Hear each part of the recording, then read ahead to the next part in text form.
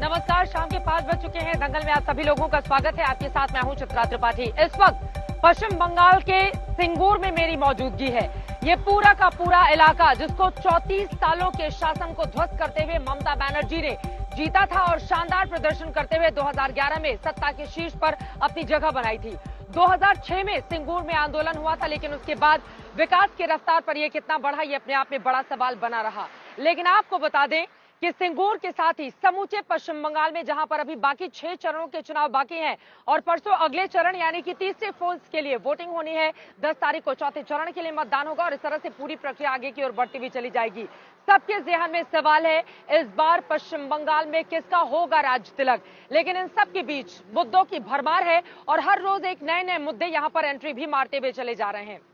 प्रधानमंत्री नरेंद्र मोदी के दीदी ओ दीदी वाले बयान पर ममता बनर्जी की पार्टी टीएमसी गुस्से में है। उसका यह कहना है कि दरअसल इसके जरिए ममता दीदी को चिढ़ाने का काम किया जाता है। लेकिन दूसरा सवाल यही है कि दीदी और दीदी पर ममता बनर्जी की पार्टी आखिर इतना ज्यादा तंज क्यों कस रही है और उसका ये क्यों कहना है कि दरअसल भारतीय जनता पार्टी जय श्री राम के बाद एक और नए नारे को लेकर आई है और ये सीधे सीधे पश्चिम बंगाल की बेटी का अपमान है, यानी कि इस मुद्दे को अपमान से जोड़ दिया गया है। इन सब के बीच सवाल यह भी है कि क्या टीएमसी इसके जरिए कोई माइंड गेम खेलना चाहती है या वास्तव में दीदी और दीदी के जरिए जब माहौल पूरी तरह से पब्लिक का बदल जाता है, प्रधानमंत्री जैसे ही रैली में इस बात को कहते हैं उसके बाद टीएमसी के नेताओं का गुस्साना लाजमी है। बहुत सारे ऐसे सवाल हैं जिस पर हम चर्चा करेंगे। कई खास मेहमान भी इस वक्त हमारे साथ जुड़ चुके हैं, उनका तारुफ आपसे करवाऊं, लेकिन उसके पहले वो रिपोर्ट आपको दिखा देते हैं जिसका बेहद बेसब्री से आपको इंतजार है। देखिए, ममता दीदी हर जगह दीदी, इन लोगों ने आपको ही लूट लिया। दीदी दीदी ओ दीदी। पीएम मोदी का यह अंदाज टीएमसी को चुभ गया है। जिस अंदाज पर जनता का जोश हाई हो जाता है उसको लेकर ममता की पार्टी चिढ़ने लगी है। दीदी ओ दीदी। पश्चिम बंगाल के चुनाव में ऐसी कोई रैली नहीं जहां पीएम का ममता पर तंज सुनने को ना मिलता हो। मुद्दों के साथ जैसे ही पीएम दीदी ओ दीदी कहते हैं, लोगों का शोर चुनावी माहौल को चार्ज कर देता है। दीदी ओ दीदी।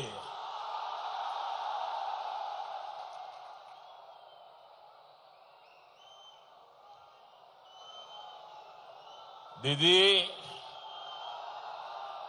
हार आपके सामने है, अब इसे स्वीकार करिए। हुगली के लोगों की ये आवाज सुनिए।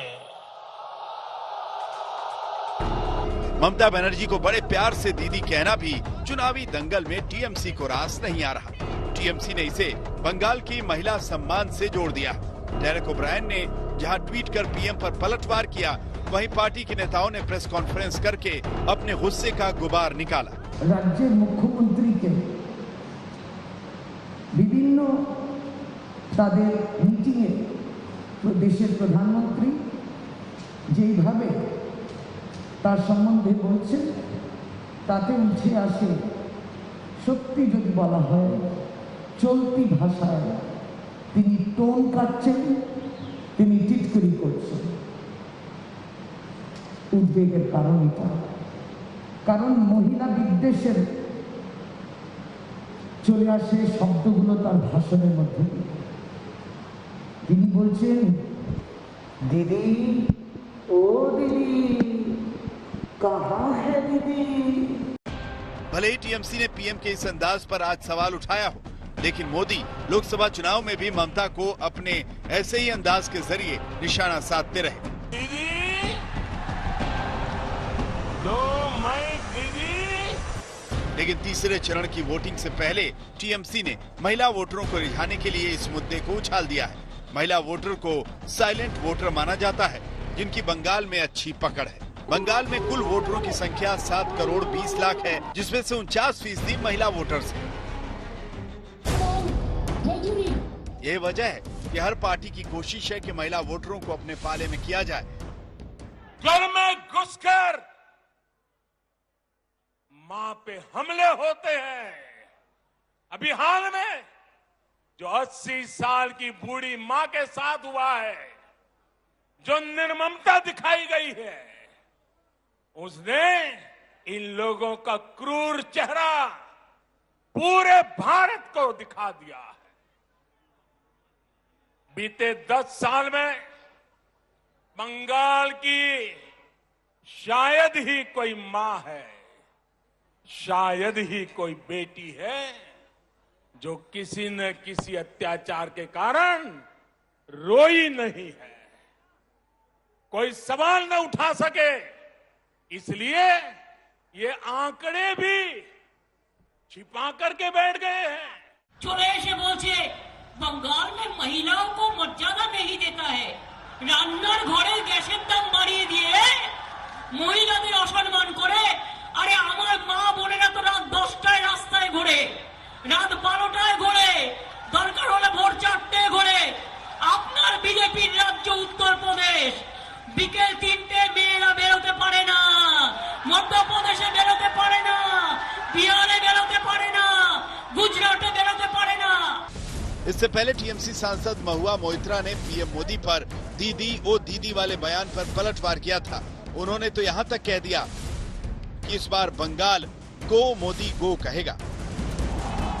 बंगाल में ममता बनर्जी को भले ही लोग प्यार से दीदी कहते हैं, लेकिन पीएम का दीदी कहने का अंदाज भी अगर सियासत के अखाड़े में चुनावी मुद्दा बन गया है तो आप समझ सकते हैं कि टीएमसी के खेमे में कितनी खलबली है। कोलकाता से चित्रा त्रिपाठी के साथ आज तक ब्यूरो। तो पहले माँ माटी मानुष, उसके बाद जुड़ गया बम बारूद, उसके बाद जुड़ गया सोनार बांग्ला और अब दीदी ओ दीदी। इसी पर चर्चा करने के लिए खास मेहमान इस वक्त हमारे साथ जुड़े हुए हैं। उनका तारुफ परिचय आपसे करवा देती हूं। हमारे साथ सौरभ सिकदर जी, जो कि स्पोक्स पर्सन है बंगाल बीजेपी के, वो लाइव जुड़े हुए हैं। अब ब्रिजेश अवस्थी, पॉलिटिकल एनालिस्ट और साथ ही आरएसएस के जानकार हैं, वो भी हमारे साथ मौजूद हैं। टीएमसी की ओर से संजय शर्मा जी पक्ष रखेंगे। दीदी और दीदी को लेकर इतना बवाल आखिर टीएमसी क्यों मचाना चाहती है? चंदन घोष चौधरी, जो कि कांग्रेस पार्टी के स्पोक्स पर्सन है, वो भी हमारे साथ मौजूद हैं। इन सभी से बातचीत करें, लेकिन शुरुआत संजय शर्मा जी आपसे ही करते हुए, दीदी ओ दीदी, क्या दिक्कत है इस पर? दीदी कहना तो सम्मान का प्रतीक है, फिर क्यों इसको लेकर इतना विरोध प्रदर्शन करती हुई दिखाई दे रही है टीएमसी? इतने ज्यादा बयान दीदी ओ दीदी के बयान पर क्यों आ रहे हैं संजय जी? दीदी कहना सम्मान का प्रतीक तो ही, हम लोग सारा बंगाल कहता है उनको दीदी। लेकिन प्रधानमंत्री जी जिस तरीके से ये नाम उच्चारण करते हैं और अपनी जनसभाओं में जिस स्टाइल से ये काम करते हैं, जिस स्टाइल से ये शब्द बोलते हैं, लोगों को आपत्ति है। आखिर महिलाओं के साथ, महिलाओं के प्रति ऐसा रवैया कब तक ये लोग जारी रखेंगे और कब तक ऐसे काम होगा? इसलिए हमने स्वाभाविक तौर पर सारे बंगाल के लोगों में मां बहनों में गुस्सा है। स्टाइल कैसी होनी चाहिए? क्या ये आज तक चैनल पर हमें बताना पड़ेगा कि महिलाओं के साथ कैसे लहजे में बात करना चाहिए, महिलाओं को कैसा संबोधन कर देना चाहिए, कैसा संबोधन करना चाहिए? क्या ये हम बताएं? आज ऐसी जरूरत आ पड़ी है क्या? क्या प्रधानमंत्री जी को उचित नहीं है कि वो अपने विरोधी नेताओं का जो नाम ले पूरी मर्यादा के साथ ले?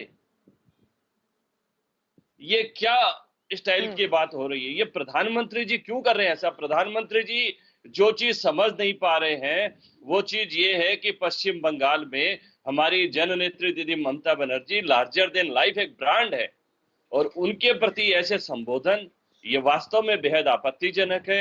और वास्तव में इन संबोधनों से बंगाल की जनता बहुत दुखी है और स्वाभाविक तौर पर अपमानजनक है 2 तारीख को इस तरह जब से ये दीदी कहना ममता बनर्जी को। बात आएगी, उनका ये कहना है कि समूचा बंगाल दीदी कहता है, लेकिन किसी को दिक्कत नहीं है।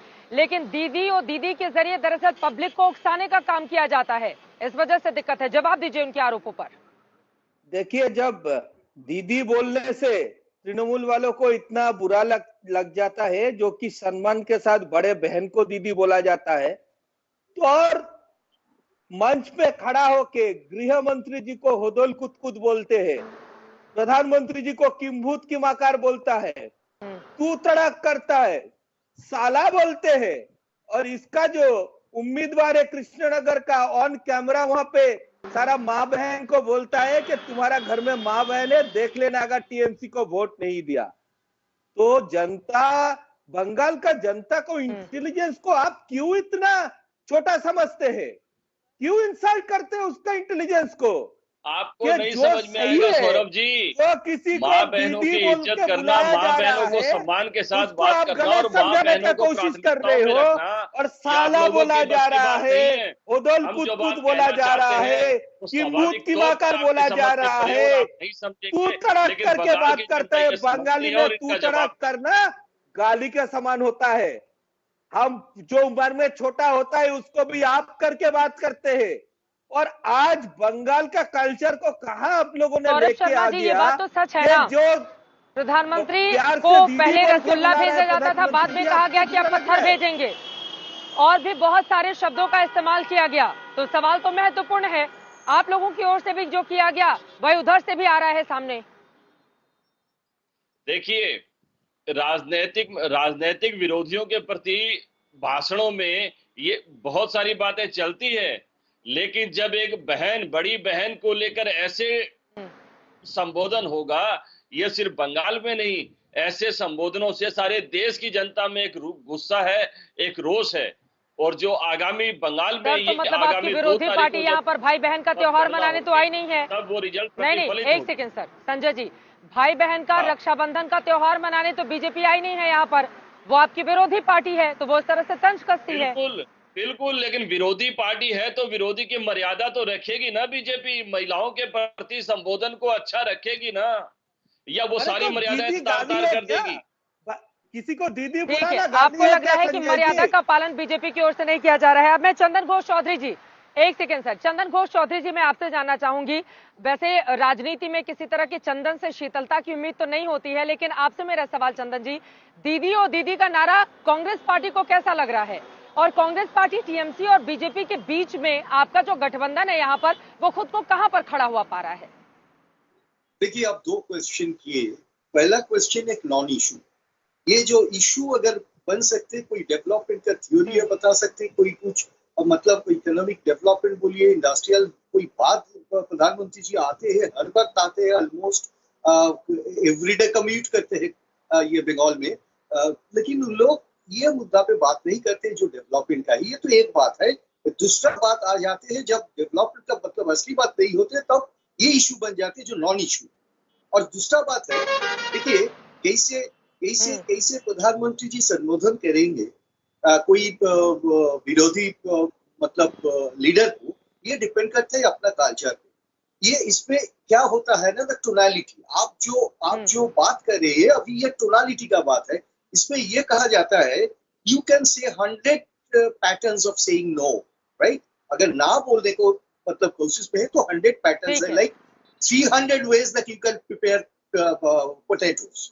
मतलब पोटैटो को देखिए, आप कुक कर सकते हैं। अब हम लोगों को आपका इंतजार है कि आपके जब बड़े नेता यहाँ पर आएंगे बंगाल में चुनाव प्रचार के लिए, बंगाल में आ जाएंगे, बंगाल में आ दीदी कहकर जाएंगे। हमला करते हैं, दीदी कहते हैं या ममता बनर्जी कहते हैं? ठीक है सर, ठीक है, इंतजार दीदी बंगाल के लोग कर रहे हैं। मैं सीधे संपर्क विजय का अवस्थी जी बात है आपके ना, पास दीदी जाते तो हुए, एक रिलेशनशिप का बात है, एक रिलेशनशिप का बात है। दीदी तो ऐसे ही बोला जाते हैं, तो इसमें तो एक रिलेशनशिप का है, एक रिस्पेक्ट भी है इसमें। ठीक है। अब ब्रिजेश अवस्थी जी, बहुत सारे लोग ये भी कह रहे हैं कि दीदी और दीदी कहते हुए सम्मान की बात तो बीजेपी कह रही है, लेकिन दरअसल भाई के तौर पर नजर नहीं आते हैं वो लोग जो दीदी और दीदी कहकर ममता बनर्जी पर तंज कसते हैं। इस तरह की भी बातें हो रही हैं यहाँ पर। चित्रा जी, अभी सौरभ स्पेक्टर ने सही कहा कि जो नड्डा फड्डा खड्डा बोलता है, दैत्य दानव धृतराज दुर्योधन रावण बोलता है, वो यहाँ तो दीदी कहा जा रहा है।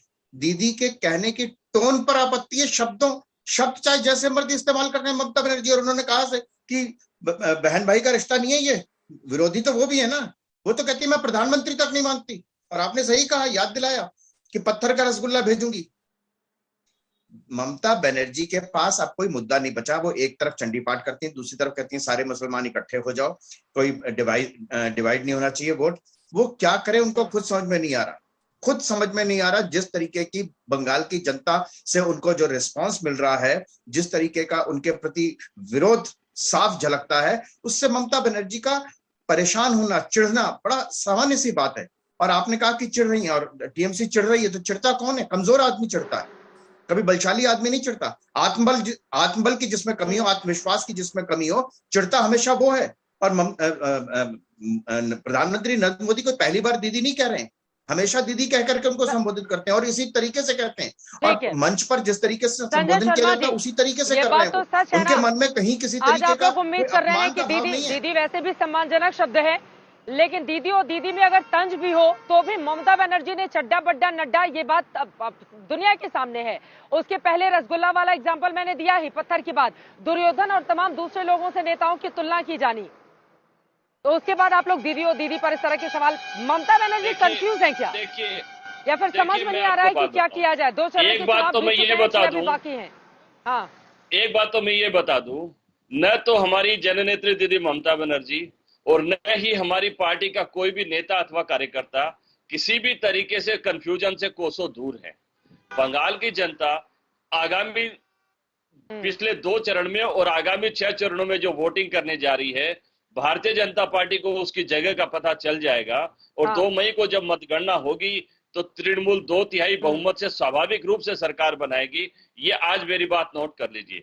अवस्थी जी की बातें मैं बहुत ध्यान से सुन रहा था कि प्रधानमंत्री दीदी कर रहे हैं, लेकिन दीदी कहने का जो उनका तरीका है, अवस्थी जी, क्या किसी भी लिहाज से वो स्वाभाविक है?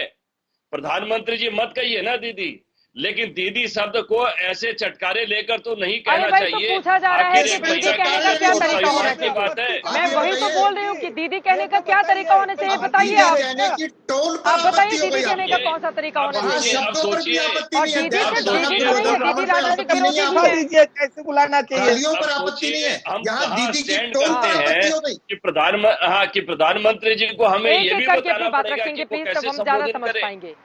ये बहुत बड़ी दुर्भाग्य है। संजय जी आप बताइए ना, प्रधानमंत्री जी दीदी कैसे कहा जाए, आप बताइए। दीदी कहना क्या हमको बताना पड़ेगा? अब उनके दीदी और दीदी कह लेने से अगर उनकी जो प्रजा है जो उनको फॉलो करती है उसमें ऊर्जा आ जाती है, तो आप लोगों को वो तस्वीर चुभ रही है।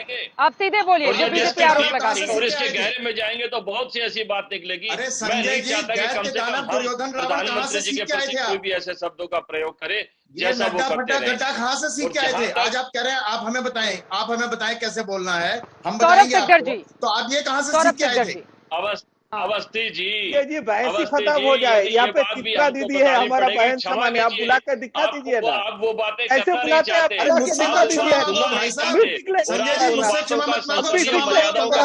करना नहीं चाहते। आपका भगवान कटमनी के नाम पर उससे क्षमा मांगो जाकर के, मुझसे क्षमा मांगने की जरूरत नहीं है। कटमनी 300 किसान दिल्ली में शहीद हो गए, उससे क्षमा मांगने की तो सोचे आप लोग। अरे मैं आपको कह रहा हूँ कि आप मुझसे आप कह रहे हो कि अवस्थी जी आप क्षमा करो, मैंने कहा मुझसे क्षमा मत करो, मुझसे क्षमा मत मांगो। बंगाल की जनता को जो लूटा है ना आपने, जो टेप में दिखाई दे रहा है, जो ऑडियो टेप पाए हैं, उनके बारे में भी कुछ कहेगी ना?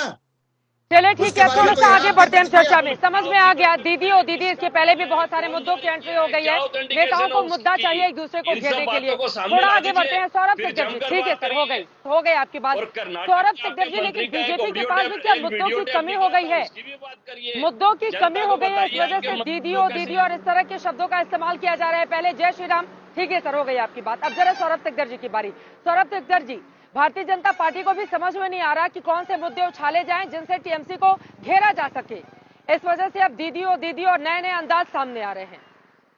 क्या ये है इसके पीछे की बड़ी वजह? चित्रा जी, अगर आप प्रधानमंत्री जी जिस भाषण में दीदी बोले थे, वो भाषण को पूरा सुनेंगे तो वहां पे मुद्दों का ही बात हो जा रहा था कि प्रधानमंत्री जी ने क्या बोला था कि हम किसान निधि किसान के पास भेज रहे थे, लेकिन दीदी ने वो भेजने नहीं दिया। पश्चिम बंगाल सरकार ने वो किसान निधि एक्सेप्ट नहीं किया, किसान को जो पैसा मिलना था वो नहीं मिला।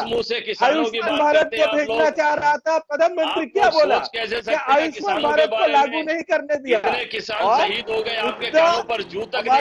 हम जो करेंगे वो तो करेंगे। मुद्दा क्या है बंगाल का? बंगाल का मुद्दा है एक साफ सुथरी वाली सरकार।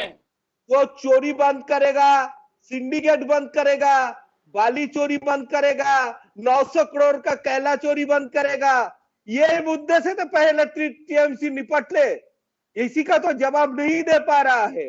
आज इसका पूरा जवाब देश बंगाल देखा की है, जनता खूब आज बढ़िया पूरा से देने देश जा रही देखा है है। आपको। आप ये कि कहते हैं कि हमने बहुत सारे काम किए, कैसे बहुत सारे 900 काम करोड़ करने का चाहते थे, किया लेकिन है, दीदी ने चोरी इसकी किया इजाजत है। नहीं दी और रोक दिया। की जनता केंद्र देगी, की योजनाओं ये को आप रोक लोग दिया, आप कभी ये आरोप सोच लगा नहीं रहे हैं, ठीक पाएंगे है, कि लेकिन बंगाल तालियां क्या तो सबसे सोचता ज्यादा है। दीदी और दीदी पर ही बजते हैं। ठीक है, आप दोनों अपनी बातचीत आगे बढ़ाएगा, उसके पहले एक बार फिर से सुना लेते हैं। दरअसल पश्चिम बंगाल की राजनीति बेहद दिलचस्प हो चली है। देखिए, परसों अगले चरण की वोटिंग होनी है, उसके बाद 10 तारीख को चौथे चरण का मतदान होना है, लेकिन मौजूदा वक्त में दीदी और दीदी को लेकर चाहे सोशल मीडिया उठाकर ले लीजिए या फिर प्रधानमंत्री नरेंद्र मोदी जब रैली को संबोधित करते हैं तो उस वक्त का माहौल कैसा होता है, एक बार फिर से सुनिए प्रधानमंत्री नरेंद्र मोदी को, उसके बाद चर्चा में यहीं से आगे बढ़ेंगे। सुनिए। दीदी, ओ दीदी,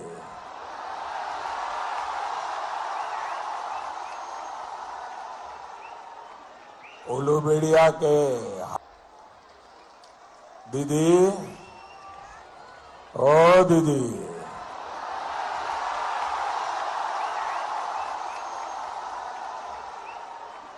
उलूबेड़िया के दीदी।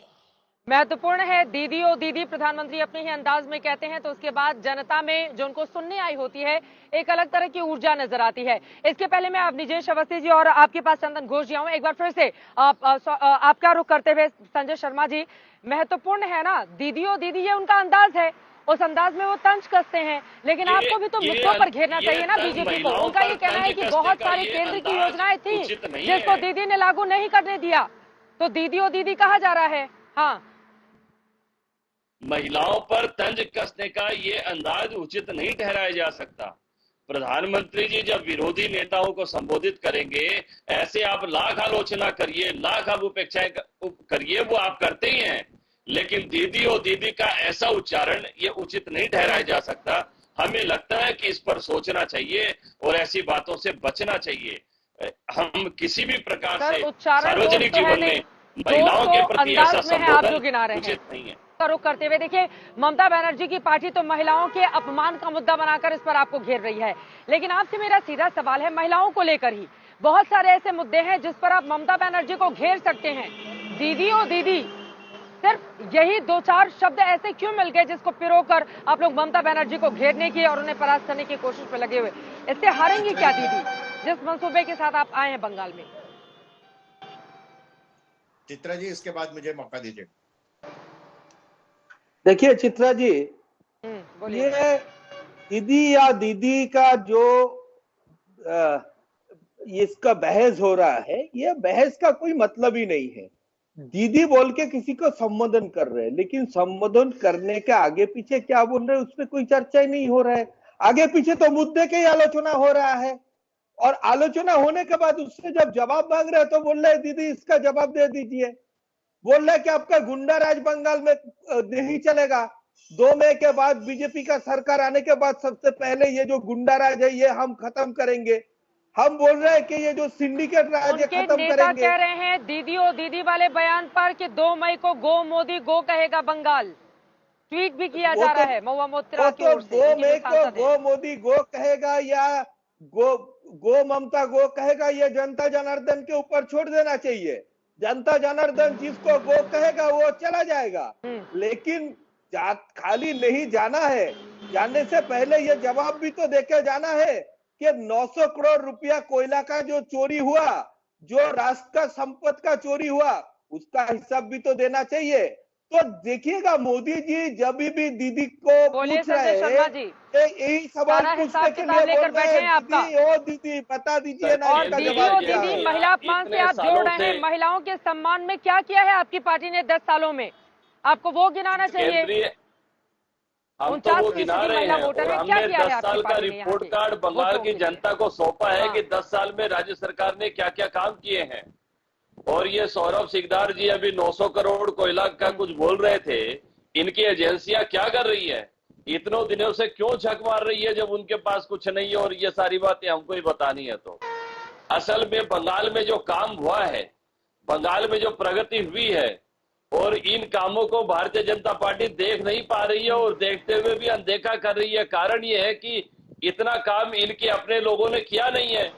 इतने राज्यों में भाजपा की सरकार है, वहां पर असमानता है, असंवेदनशीलता है, विकास के मामले में फिसलती है, वो सारी सरकार सरकारें ये 80 कहेंगे साल क्या? का एक माँ को और नहीं मारा बंगाल जाता सरकार है की जान योजनाओं से। को सारी दुनिया मान रही है, चाहे अमृत जी, कन्याश्री आ रही योजना मैं कॉर्नर हो, आपके पास, तपशीली चंदन घोष जी बंधु आपके पास योजना भी हो, आऊंगी। हाँ, ठीक है। चाहे बेरोजगारों को भत्ता हाँ। देने की बात हो, चाहे 35,000 पूजा कमेटियों को दुर्गा पूजा इन लोगों का बनाने के लिए बहस बंद होना- 50,000 रुपए की सहायता देने की बात हो, हर चीज में और हर विधा में बंगाल तो सरकार जब ने इतना कुछ ऐतिहासिक है काम किया तो है। दीदी पर उन इतनी कामों- नाराजगी क्यों, इतनी नहीं, ये बेचैनी क्यों, नाराजगी इतनी जरूरी है। परेशानी क्यों? अब सार्वजनिक जीवन में महिलाओं के प्रति शोभनीय उच्चारण, शोभनीय संबोधन अति आवश्यक है, और ये इस स्तर से यदि ऐसी बात आएंगी तो समाज चलिए, में गलत ठीक है। संदेश अब विजय जाता अवस्थी है, जी। हम उसके प्रति सावधान हाँ। करना चाहते हैं। चित्र महिलाओं के चित्रा जी। सम्मान से सीधे जोड़ा है इस मुद्दे को टीएमसी ने। महंगी तो नहीं पड़ेगी बीजेपी के लिए अपनी जी? मैं जवाब दे रहा हूँ। चित्रा जी, जब संजय जी से पूछा गया कि नड्डा फड्डा गड्ढा क्या होता है, तो कहते हैं विपक्षी दल ऐसी बात करते हैं, वहां पे राजनीतिक मंचों पर विपक्षी दलों के से ऐसे ही संबोधन किया जाता है। ममता जी विपक्षी दल है और कभी विपक्षी दल हो जाती हैं जब खुद बोलती हैं, और जब कोई दूसरा बोलता है तो वो महिला हो जाती है।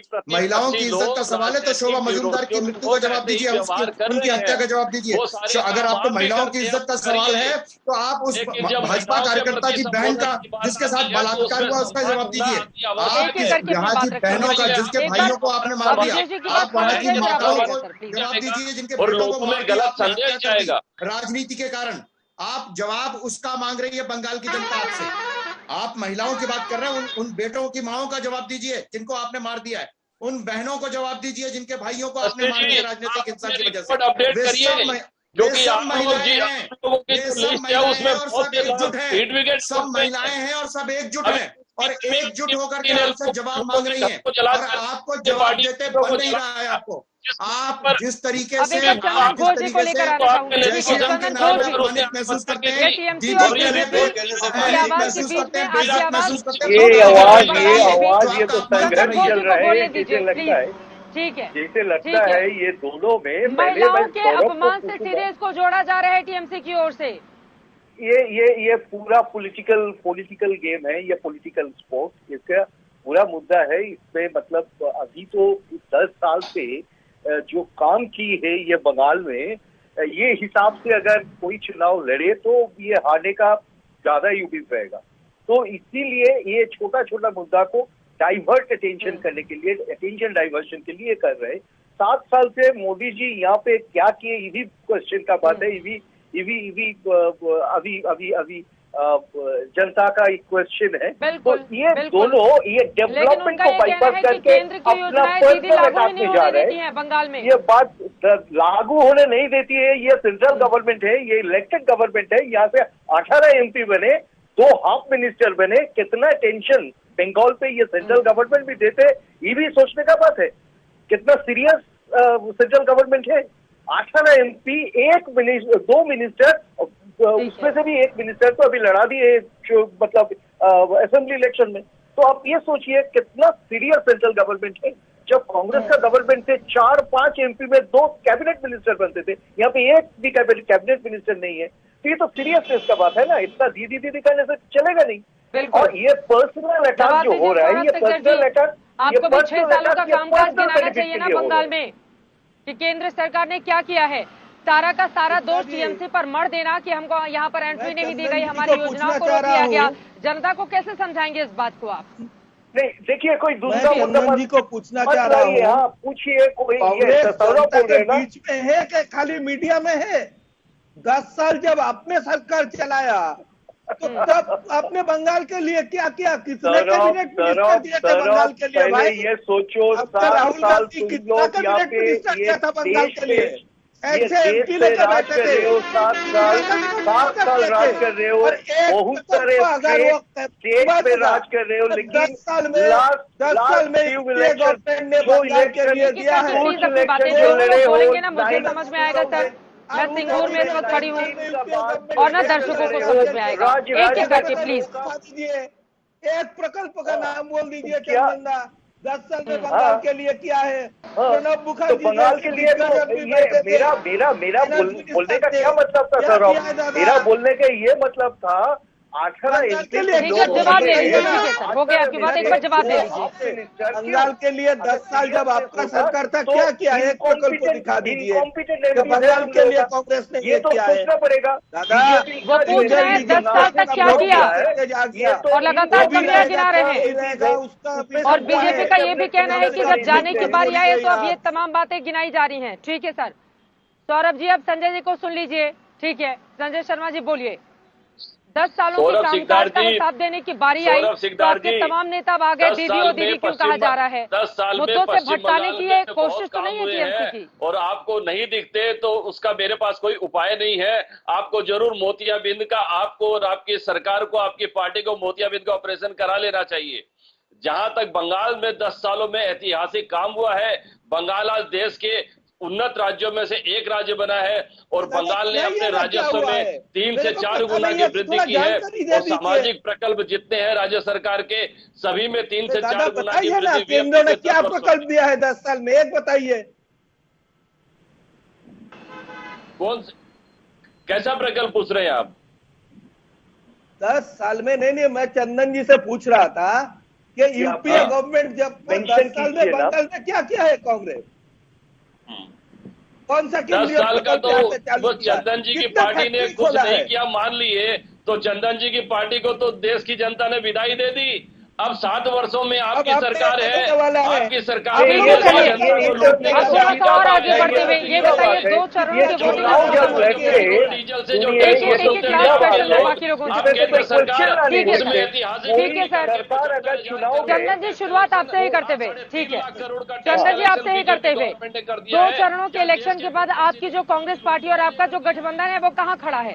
ठीक है सर, पहले एलपीजी कांग्रेस पार्टी कहाँ खड़ी है? इलेक्शन का प्रोस्पेक्ट लेकर कोई रिमार्क करते हैं तो मेरा ख्याल से ये नहीं होता है।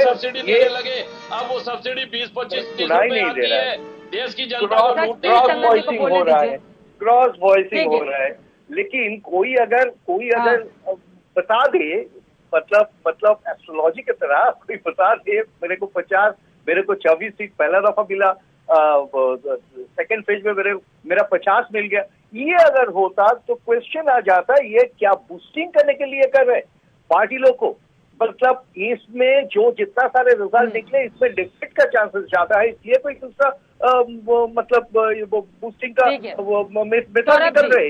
ये तो बात है ना, ये तो बात है। इलेक्शन बीत चुके हैं, बीजेपी कहाँ खड़ी है? ठीक है सर, ठीक है सर, ठीक है सर, बोलिए। ये लोकसभा नहीं विधानसभा का चुनाव है। अरे गृह मंत्री जी को कहाँ देख रहे हैं? बोल ही दिया है कि जो 2 फेज इलेक्शन आया है उसमें 80-90% सीट हमें जा रहा है। जनाधार बता रहे हैं। सोर्सेज आया कैसे? ये कहाँ से आया? ये सोर्सेज इंफॉर्मेशन कहाँ से आया? भाई साहब कौन पूछ रहे? चंदन दा पूछ रहे हैं क्या? अच्छा चंदन दा, आप कैसे? आपका तो 90% बूथ में एजेंट ही नहीं था, तो नेचुरल है आपके पास इसका खबर आएगा नहीं। छोटा भाई का तरह एक बात सुनो, उसको अंदाजा ठीक है चलिए एक बार, ठीक है सर। संजय शर्मा जी, नहीं आपको कैसे पता लगेगा? दोनों ही फेज में 2016 में तो टीएमसी ने शानदार प्रदर्शन किया था, बीजेपी कहीं थी ही नहीं। लेकिन इस बार 2 फेज के इलेक्शन जब कंप्लीट हो चुके हैं, आपकी पार्टी कहाँ पर खड़ी है? जल्दी से सर, मुझे ब्रेक पर जाना है, जल्दी से। देखिए हम 2016 का जो रिकॉर्ड हमने बनाया था उससे ज्यादा सीट लेकर तृणमूल सरकार वापस जननेत्री दीदी ममता बनर्जी को बंगाल की गद्दी पर बैठाने वाली है। फिर कोर्ट जाने के बाद क्यों कर रहे हैं? अब इलेक्शन कमीशन पे उंगली क्यों उठा रहे हैं? अगर आप जीत रहे हो इलेक्शन जैसा ममता बनर्जी की प्रतिक्रिया आपको दिखाई दे रही है, टीएमसी की प्रतिक्रिया आपको जैसे दिखाई दे रही है, उससे साफ लगता है कि टीएमसी बहुत बुरी तरीके से बंगाल की जनता द्वारा नकार दी गई है। पहले 2 चरणों में ये टीएमसी को इस बात का सहज ही अनुमान हो गया है। इसीलिए जिस तरीके के मुद्दे दीदी या बाकी तरीके के मुद्दे जो उठाए जा रहे हैं वो मुद्दे इसीलिए हैं ताकि वास्तविक मुद्दों तक आ ना पाए और सिर्फ इसको अपमान और सम्मान से जोड़ा जाए, जबकि एक सिटिंग मुख्यमंत्री को अपना रिपोर्ट कार्ड पेश करना चाहिए। भाई अब भूख और भ्रष्टाचार के बीच आपको बता दें, रोज रोज नए नए मुद्दों की एंट्री हो रही है। कभी मां माटी मानुष, कभी भय मुक्त समाज बनाने की बात की जाती है विरोधी पार्टियों की ओर से, तो कभी ये कह दिया जाता है कि हम सोनार बांग्ला बनाएंगे। लेकिन दीदी और दीदी में सबसे ज्यादा इंटरेस्टिंग है पब्लिक नरेंद्र मोदी के दीदी और दीदी सुनकर ऊर्जा से भर जाती है जो उनके वोटर हैं, तो वहीं दूसरी तरफ ममता बनर्जी की पार्टी लगातार महिला अस्मिता से जोड़कर इस पर बीजेपी पर तंज कस रही है और ये कह रही है कि बीजेपी बंगाल की महिलाओं का अपमान कर रही है। अब मुद्दे के सरह से जुड़ते चले जाते हैं, बनते बिगनते समीकरणों के बीच आगे क्या होगा इस पर लगातार रहेगी आज तक की नजर।